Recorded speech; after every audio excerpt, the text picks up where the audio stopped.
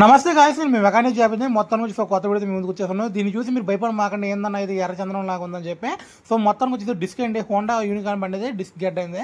Customer అయితే అన్న disc ప్యాడ్లు వేయాలన్నా అని చెప్పాడు. డిస్క్ ప్యాడ్లు అయితే ఘోరంగా అడిగిపోయినాయండి. దీని అమ్మ ఇది హెవీ బండో లేకపోతే మామూలు బండో నాకు అర్థం కావట్లేదు. ఇంత పెద్ద బండికి డిస్క్ ప్యాడ్లు అయితే ఇలా ఉన్నాయండి, మెయింటెనెన్స్ సరిగ్గా లేదు. మొత్తానికి వచ్చేసి డిస్క్ ప్యాడ్లు మనం వేద్దామని చెప్పి పిస్టన్ అయితే లోపలికి నెడతానండి. ఎంత నెట్టినా సరే పిస్టన్ అయితే లోపలికి వెళ్ళాలి, చేయి మొత్తం నొప్పి వస్తుంది. ఒకవేళ బయటికి లాగుదామని అలా కూడా రావట్లేదండి. చూసారు కదండి ఎంత మట్టి ఉందో లోపల. ఇది మొత్తం ఎలాగంటే ఆయిల్ బాగా స్టాక్ ఉండిపోయి అలా అయిపోయిందండి. మొత్తానికి వచ్చేసి దీన్ని మన కడుపు నిండిపోయాక మనం ఎంత నెట్టినా లోపలికి ఎలా వెళ్ళకుండా వాంతి వచ్చిందో దీనికి కూడా అంతేనండి. ఫుల్ అయిపోయి లోపల మొత్తం బాగా పట్టేసింది. ఇదంతా ఇంత పట్టేసినప్పుడు పిస్టన్ లోపల వెళ్ళాలంటే ఎలా వెళ్తాయండి, వెళ్ళవు కదండి. నేనైతే మొత్తం పిస్టన్లు బయటికి పీకేసానండి. నాకు భలే తలపోటు వచ్చేసింది, మామూలు రాలేదు. మొత్తం పీకేసి నీట్గా ఒక బకెట్లో వాటర్ తీసుకుని క్లీన్ చేస్తానండి. అసలు వాటర్ చూసారు కదండి ఎంత ఎర్రపడిపోయినాయో.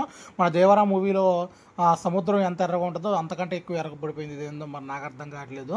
మొత్తానికి అయితే నీట్గా క్లీన్ చేసుకున్నామండి. క్లీన్ చేసాక కంపల్సరీ లోపల చెమ్మ అనేది వాటర్ అనేది లేకుండా నీట్గా మనం క్లాత్తో క్లీన్ చేసుకోవాలండి. ఇవి మర్చిపోమాకండి. మీరు ఎలా పడితే అలాగా చేసే మాకండి. ఈ వీడియోలు చూసి మీరు చేసుకోమాకండి. మెకానిక్ దగ్గర రండి. నేను చెప్పేది ఏంటంటే మొత్తానికి వచ్చేసి నీట్గా క్లీన్ చేసి ఆ పిస్టన్లు అనేవి నీట్గా వాటికి గ్రీజ్ అప్లై చేసుకోవడం లేకపోతే ఆయిల్ అప్లై చేసుకోవడం లోపల నెట్టాలండి. ఎలా పడితే అలా నెట్టేసారంటే మాత్రం అది రఫ్గా అయిపోయి లోపల ఉన్న ఓరింగ్ దెబ్బతింటుంది, దెబ్బేసేసింది. అది కనుక దెబ్బతిందంటే మళ్ళీ మనం డిస్క్ ఆయిల్ మొత్తం బయటకు వచ్చేసిందండి. దాంట్లోంచి డిస్క్ పంప్ అవ్వదు, డిస్క్ ఆయిల్ మొత్తం బయటకు వచ్చేసింది. మొత్తం తలపోటు రచ్చబియా అన్నట్టు అయిపోద్ది వారం. మొత్తానికి వచ్చేసి దీనికైతే ఇప్పుడు మనం పిస్టన్ లోపల నెడదామండి జాగ్రత్తగా. మన చేతికైతే దెబ్బ ఉంది. దీని అమ్మ మామూలు దెబ్బ కాదు. లోపల నెడదామన్నా బయటికి లాగుదామన్నా ఏం చేద్దామన్నా సరే గుంజుతాగే మన చేతికైతే దెబ్బ ఉందండి. దీని అమ్మ మళ్ళీ దెబ్బ ఎక్కువ అయిద్దేమో అని చెప్పి అదోపోయాం. మొత్తానికి వచ్చి డిస్క్ ప్యాడ్లు వేస్తున్నామండి, చూస్తున్నారు కదా. దీని డిస్క్ ప్యాడ్లు పెద్ద కాస్ట్ ఏమి ఉండవండి.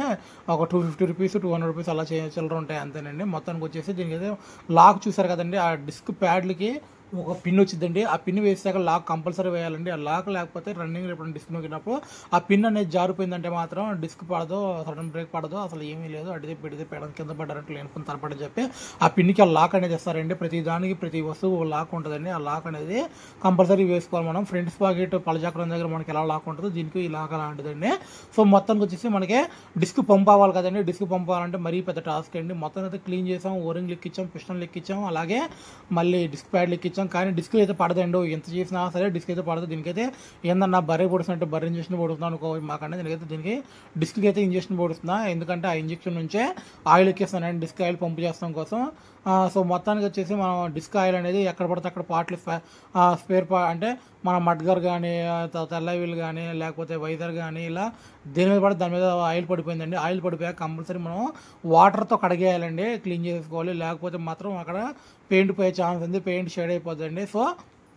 కొత్త వాళ్ళు మన వీడియోస్ చూస్తున్నారండి, చూసి లైక్ చేస్తున్నారు. కొంతమంది అసలు పట్టించుకొని వెళ్ళిపోతున్నారు, ఏందో నాకు అర్థం కావట్లేదు. మొత్తానికి వచ్చేసి ఈ వీడియో కొత్త వాళ్ళు చూస్తే మళ్ళీ సబ్స్క్రైబ్ చేసుకోండి. ఇలాంటి మంచి వీడియోస్ ఇంకా వస్తూ ఉంటాయి. దీని స్విచ్